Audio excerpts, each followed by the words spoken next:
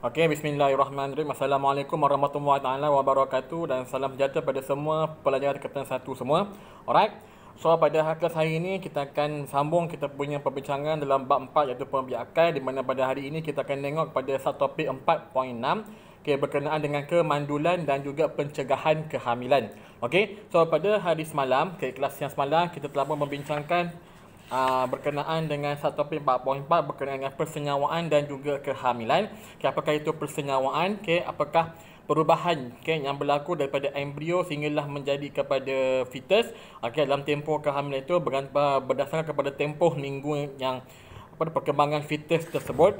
Dan kita telah pun melihat kepentingan dan juga fungsi-fungsi struktur yang terlibat ketika berlakunya kehamilan seperti plasenta, tali pusat, benali amnion, kantung amnion dan sebagainya.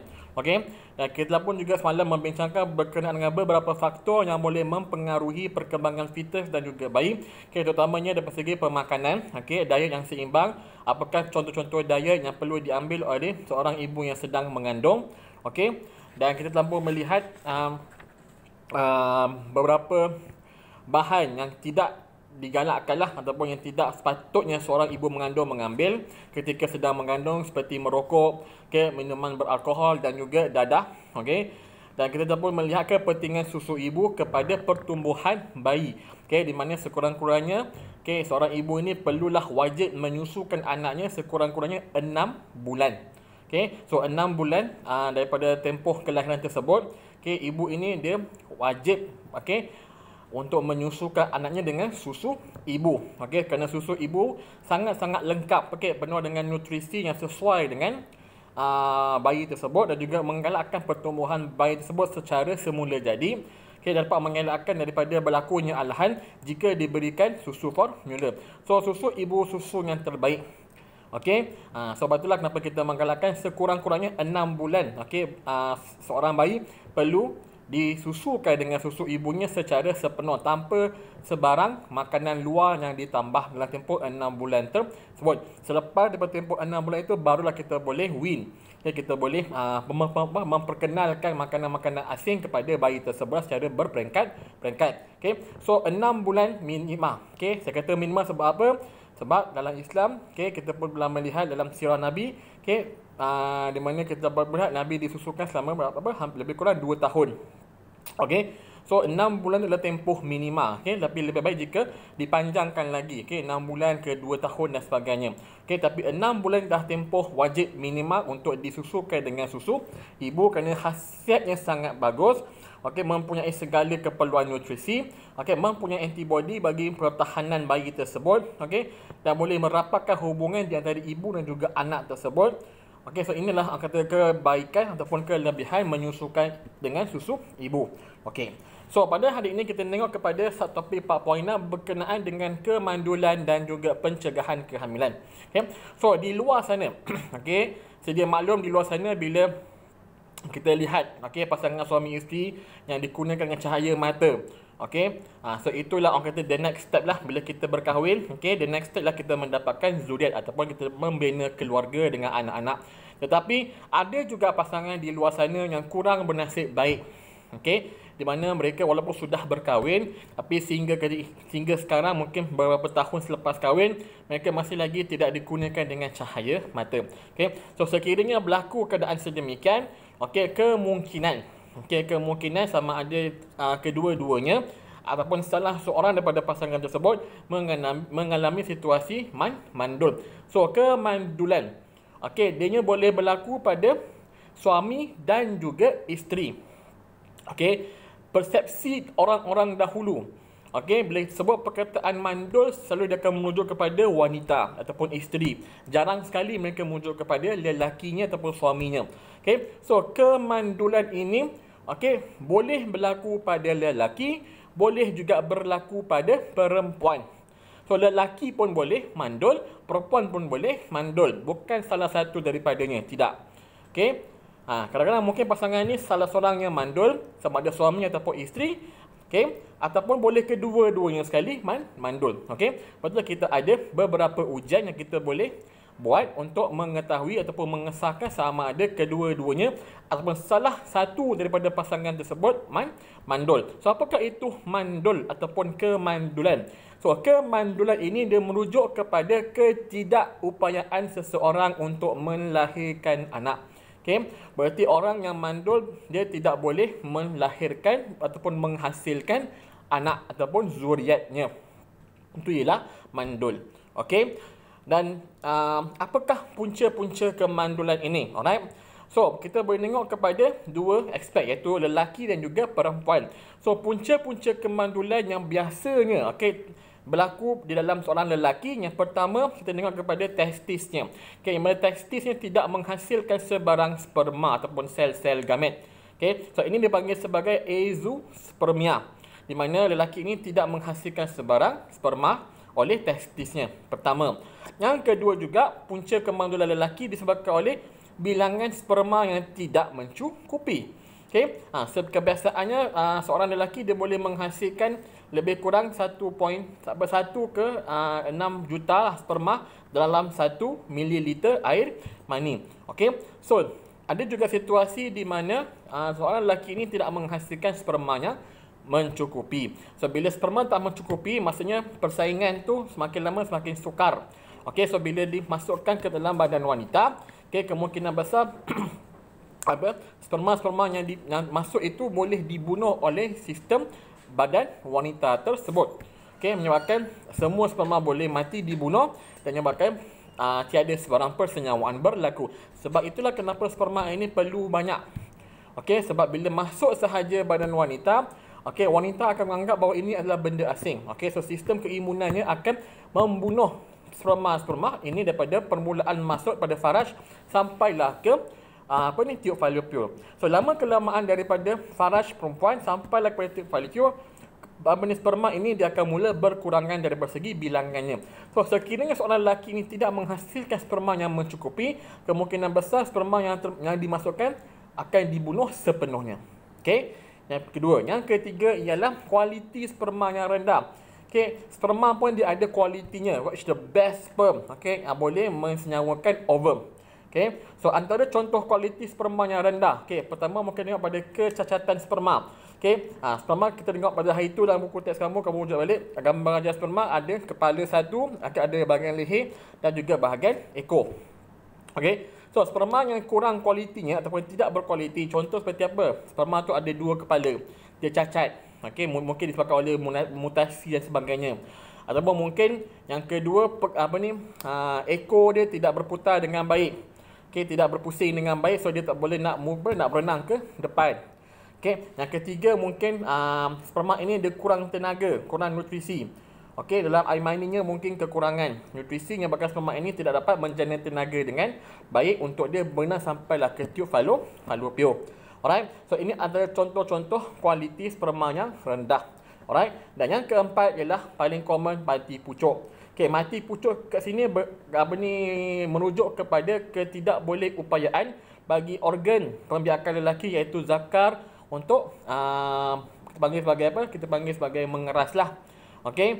So sebelum lelaki bersama dengan perempuan, biasanya kebiasaannya zakar bagi seorang lelaki ini dia akan dia akan mula mengeraslah. Kita panggil dia sebagai apa? Saya lupa, maaf. Dia akan mula mengeras untuk membolehkannya memasuki faraj wanita.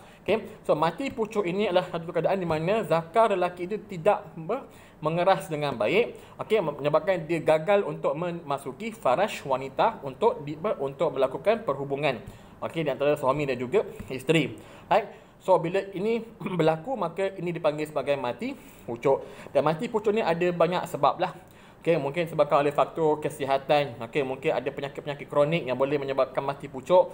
Contoh seperti penyakit kencing manis ataupun diabetes mellitus. Ini penyakit paling biasa menyebabkan mati pucuk di kalangan lelaki. Ataupun mungkin disebabkan oleh saya rasa macam kesihatan yang menyebabkan saraf. Sebab kebolehan untuk zakar lelaki itu untuk mengeras belum berlakunya persetubuhan juga dikawal oleh sistem saraf manusia.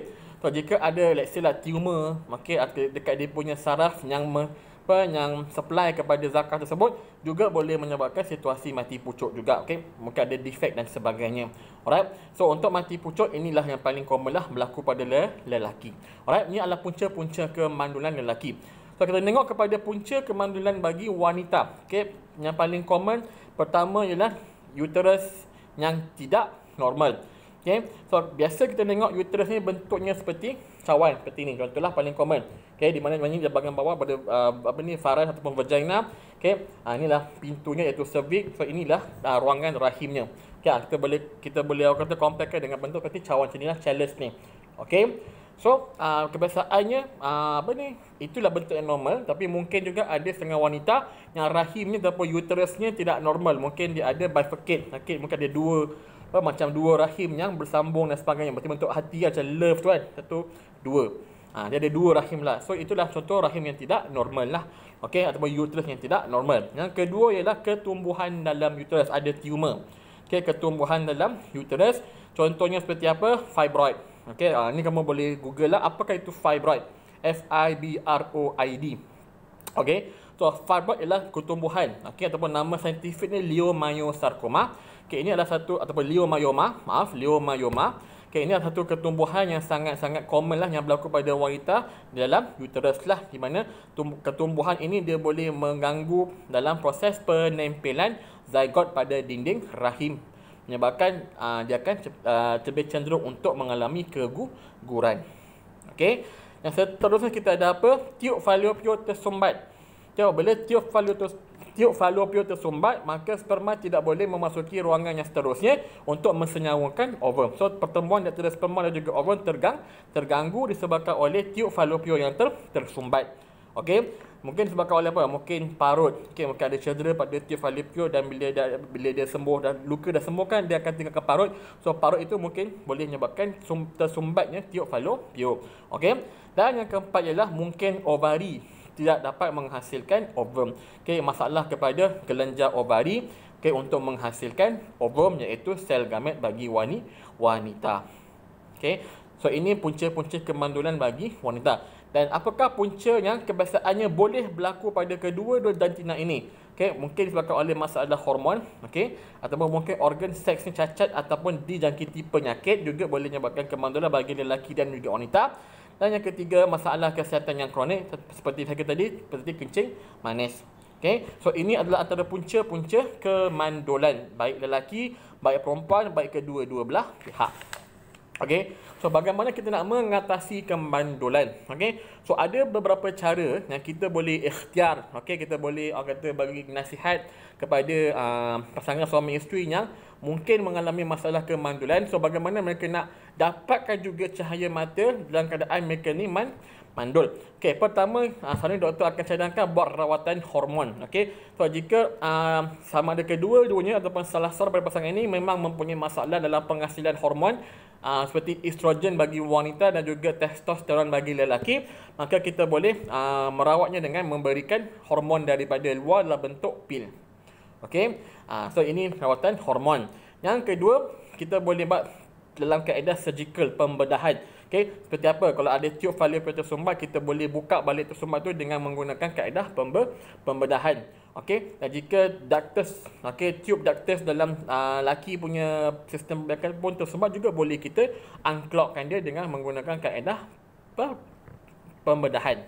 Okey, seterusnya kaedah lain yang mungkin banyak dah pun diguna pakai, tapi mungkin dia agak costly, agak mahal. Kaedah persenyawaan in vitro ataupun IVF, in vitro. So persenyawaan in vitro ini dia adalah satu prosedur yang dijalankan untuk wanita yang kebiasaannya mempunyai masalah tiub falopio tersumbat. Jika surgical pun dah cuba tak boleh juga nak unclog dia punya tersumbat tu, maka kita akan cadangkan IVF lah, fertility. In vitro fertilization. Alright. So kaedah ini dia akan buat apa? Dia akan keluarkan ovum daripada ovari wanita tersebut ataupun isterinya, dan akan disenyawakan di luar badan. Ni bagi in vitro, berarti di luar badan. Okey. So apa yang berlaku ialah sperma pada suami kita akan ambil sampelnya, dan kita akan asingkan yang terbaik. Kemudian kita akan ambil gamet ataupun ovum daripada isteri dan kita akan senyawakan dalam satu petri dish. Okey, persenyawaan tu kita buat secara kita buat secara manual lah. Okey, so kita gabungkan sperma suami dan juga ovum isteri di luar badan dalam piring petri ataupun petri dish, dan bila persenyawaan berlaku dan terbentuknya zygote dan juga embrio, maka embrio yang terbentuk ini kita akan masukkan semula ke dalam uterus wanita untuk membenarkannya menempel dalam dinding uterus. Okay. So banyak wanita yang sudah pun menggunakan kaedah IVF dan juga telah berjaya menghasilkan anak. Okay, so antara kesan sampingan IVF ni, okay, nak kata kesan teruk tidak, tapi dia punya macam commonly lah, bila seorang wanita ini dia menggunakan kaedah IVF, kebiasaannya dia akan lebih cenderung mendapat kembar tak seiras.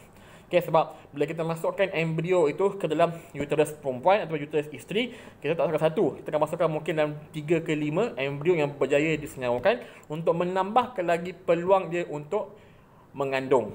Okay, so kadang-kadang mungkin satu saja menempel, tapi kebiasaannya 2 atau 3 embrio akan menempel, maka perempuan itu dia akan lebih cenderung mendapat anak kembar tak seiras. Contohnya dekat Malaysia ni yang kita boleh tengok adalah siapa? Kita punya Kepala Yang Maha Mulia, Raja Pemansuri Agung kita, okay, Tengku Haji Azizah. Okay, dia menggunakan kaedah IVF ini untuk dapatkan anak lah. Lepas tu kalau tengok anak-anak tuanku, okay, semuanya adalah kembar-kembar tak seiras.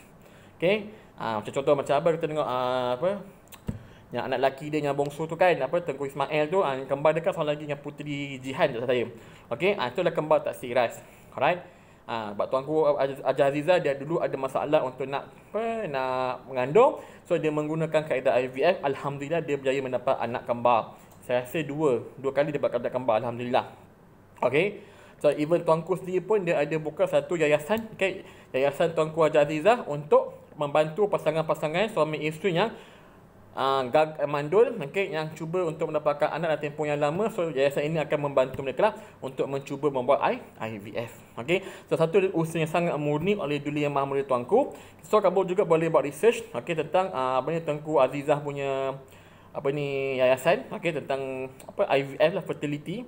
Okay, kamu boleh bacalah sejarah bagaimana Tuanku Haji Azizah, okay, daripada dia awal kawal dengan agung kita, yang di mana dia mengalami masalah mendapatkan anak, okay, sebab dia mengalami masalah keguguran anak. So dia cuba IVF, alhamdulillah Allah bagi dia rezeki yang melimpah ruah. So baca, boleh buat rumah buat carian tambahan tentang IVF. Okay, so ini kaedah-kaedah untuk mengatasi kemandulan. Okay, yang seterusnya kita tengok kepada mencegah kehamilan. Okay, so ada pasangan yang memang Allah bagi rezeki, okay, anak memang every year ada. Okay, sekali bersama dapat anak, sekali bersama dapat anak. Alhamdulillah rezeki Allah nak bagi. Tapi mungkin bila terlalu kerap mendapat anak dalam satu tempoh yang agak pendek. Okay, berarti kat sini tahun ni dapat anak. Okay, lepas selang tahun dapat anak lagi. Okay, so sebenarnya burden kepada wanita. Okay, sebab bila seorang wanita mengandung, okay, kalau kamu faham konsep yang kita dah terangkan semalam, okay, bila seorang wanita ataupun ibu kamu mengandung, segala nutrisi yang dia dah simpan dalam badan dia ini akan diserap oleh fetus tersebut. Okay, masalah saya katakan bahawa fetus ini ibarat seperti apa? Seperti parasit. So apa yang mak dia makan, dia akan serap segala nutrisi tersebut. Okay, so bila lahirnya bayi ini ke dunia, perempuan ini yang sudah pun aku kata macam dah exhausted, okay, yang telah pun hampir hilang dia punya bahan-bahan nutrisi yang telah diserap oleh anaknya tadi tu, okay, dia memerlukan masa untuk pulih. Okay, dan bukannya masa itu sebulan 2 bulan, tapi paling minima yang telah pun direkomendkan oleh kesihatan 2 ke 3 tahun selepas dia bersalin. Okay, untuk dia nak pulihkan balik dia punya badan. Okay, so untuk nak mencapai ini kita panggil sebagai family planning lah, perancangan keluarga. Okay, beranak pertama ke anak kedua tu mungkin 2-3 tahun sangat ideal lah untuk dia nak mengandung ke seterusnya.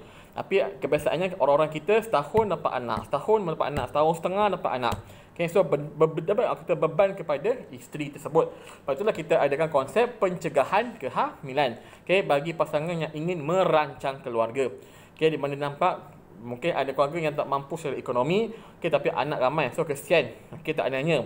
So bagaimana kita nak merancang keluarga? So ada beberapa kaedah yang boleh digunakan baik suami maupun isteri untuk mencegah kehamilan berlaku demi merancang keluarga yang stabil dan seimbang.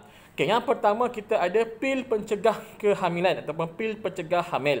Okey, di mana pil ini kebiasaannya diambil oleh wanita. Okey, ia adalah pil hormon. Okey, pil ini dia ada dia punya cara nak ambil, tapi perlu ambil setiap hari. Okey, pada first day dia akan bergantung kepada dia punya kitaran head dia. So bila once dia dah ambil hari pertama, esok, kedua, ketiga wajib ambil setiap hari. Okey, so pil ini dia akan mencegah wanita ini untuk mengalami ovulasi ataupun penghasilan ovum.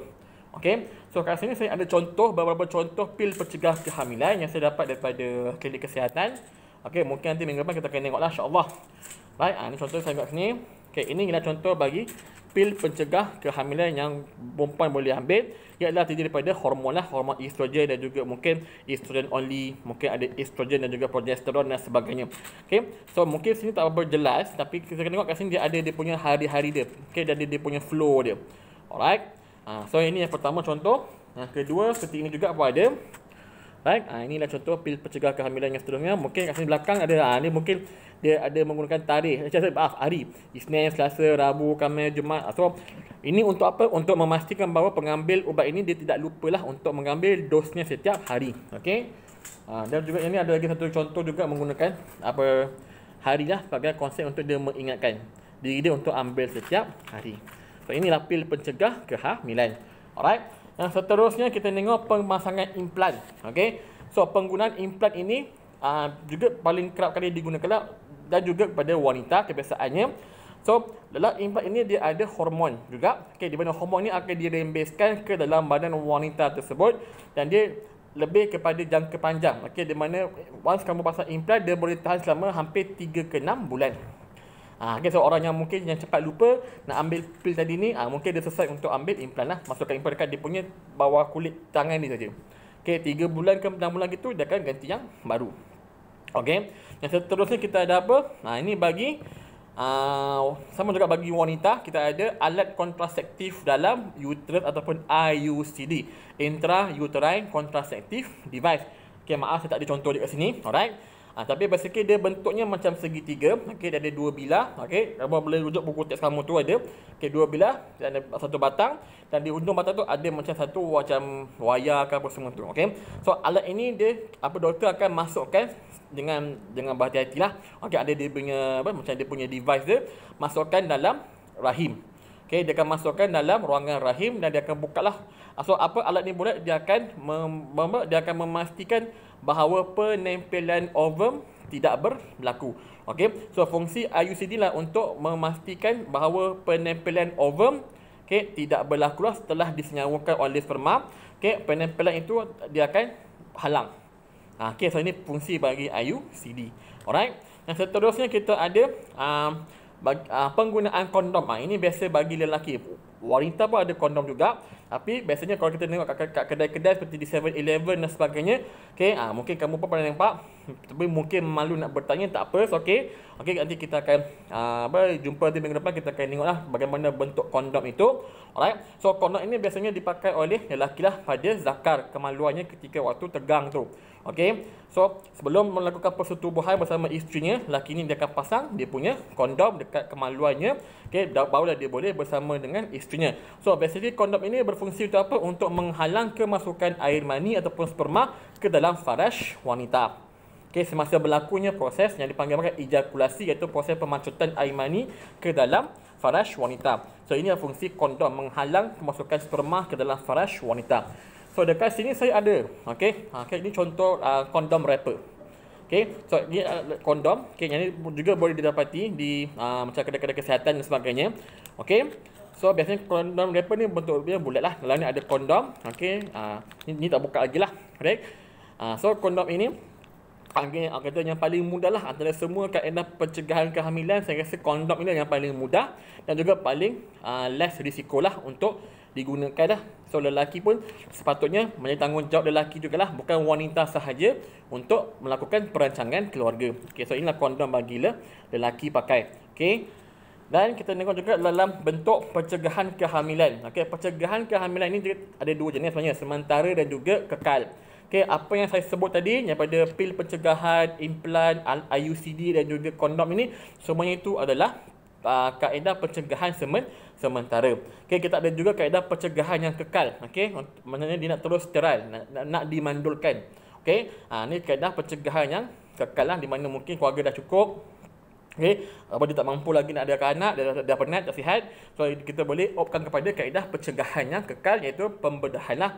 Okey, bagi perempuan kita buat pembedahan tubektomi ataupun ligasi, di mana kita akan potong dia punya kedua-dua tiub falopio dan kita akan ikat setiap hujung tiub falopio tersebut dengan benang lah.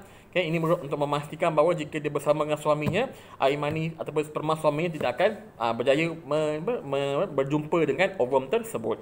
Okay, itulah bagi ligasi. Lelaki pun juga boleh melakukan pencegahan kehamilan yang kekal juga dengan pembedahan dengan melaksanakan apa yang dipanggil sebagai vasektomi.